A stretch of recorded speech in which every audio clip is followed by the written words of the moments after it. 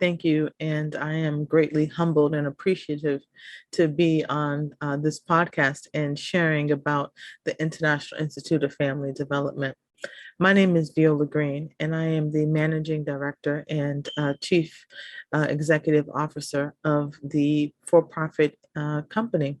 We are based in Maryland, and we're operating out of the Republic of the Gambia, registered and operating out of the Republic of the Gambia.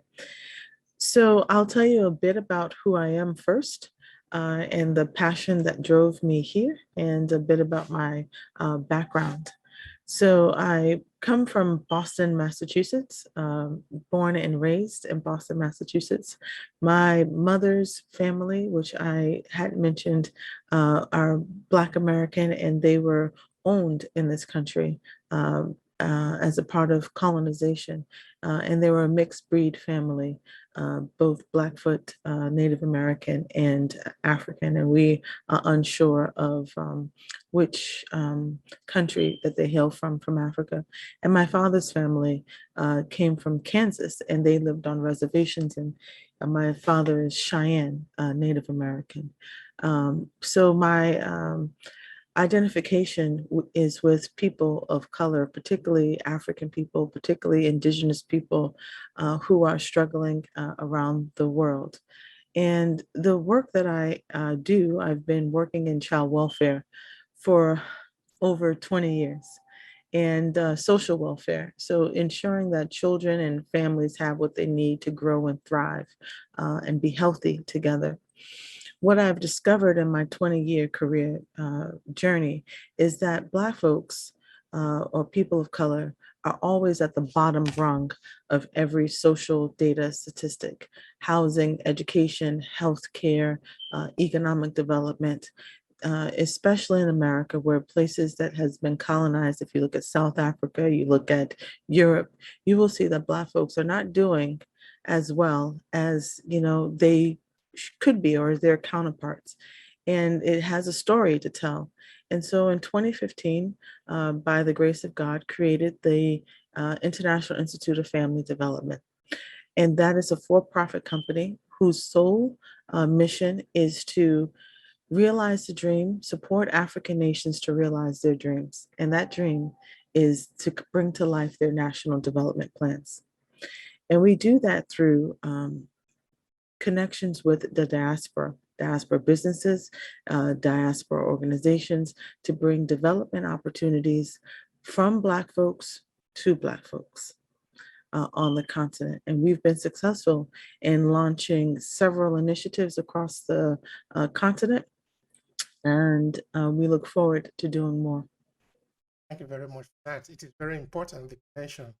This is the moment for all of us to connect. I think Michael Gavin have been striving, have been working hard for this, for his time, for all the African, wherever we are, to connect, because all of us have a common destiny. We are coming from the same place, and we are also suffering for the same reason, for being who we are. It's only that we have taken enough time to explore that aspect of our life very well. Now, I am sort of curious, Vala, that when you were much younger in the US growing up, I want to believe that when you were just too young, you wouldn't even understand that there was any difference between being black and being white, or Oh, being no, treated in a society. So maybe when you that's didn't so know true. anything. So when did you start to realize that you were being treated differently? When did That's you so start to true. realize this? In the United States, for people of color, you know that right away. It's ingrained in the fabric of our country. And if you watch uh, our most in our election process, if you watch our political process, our discourse, you will hear that the social inequities that were codified in law, that disenfranchised and advantaged others, just like the codified laws in South Africa, they existed here. So I am in the United States of America. I'm considered light skinned, right? Um, and so there's a difference between, right, that experience and the experience that white people or the majority population give Black folks. early on, I grew up in Roxbury. I grew up poor. I didn't know I was poor. Everybody around me was working class folks. They went to work every day. We held our own gardens. The woman who raised me, my great great aunt, she was born in 1911. She was a daughter of a sharecropper. She was one generation removed from having shackles on her. She had whip marks on her back from being beaten. She could not speak to her grandparents because they didn't speak English. Her grandparents were a mixed race couple, and one she identified, she knew he came from Africa, and because he spoke multiple languages and she couldn't speak nearly none of them. And her mother would never teach her children those languages. So we lost out on that. So growing up here, I grew up in Roxbury at the time in the early 80s when I was a young person. And Roxbury was a really poor community.